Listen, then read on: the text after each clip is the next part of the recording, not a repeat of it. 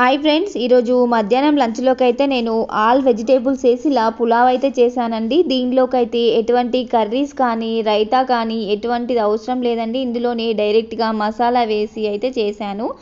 ఒకసారి మీరు కూడా ట్రై చేయండి. ఆల్ వెజిటేబుల్స్ వేయడం వల్ల ఒకేసారి కడుపులోకి అయితే వెళ్తుంది కదండి. ఇంకా మనం వారం రోజులు వండుకునే కూరగాయలు కూడా ఒకే రోజు అన్నీ కలిపి వండుకోవడం వల్ల మనం హెల్తీగానైతే తినేసేయవచ్చు కదండి. ఒకసారి అయితే ట్రై చేయండి. నేను రెసిపీ అనేది షేర్ చేస్తాను. ఇంకా మధ్యాహ్నం లంచ్లోకి అయితే మేము ఇలా తినేసామండి. ధార్మికకైతే బాగా నచ్చింది. ఇందులో ఆల్ వెజిటేబుల్స్ వేశాను. తనకి ఇష్టమైన బఠానీ కానీ ఆలు కానీ చాలా ఇష్టమైన మిల్ మేకర్ కూడా వేశాను.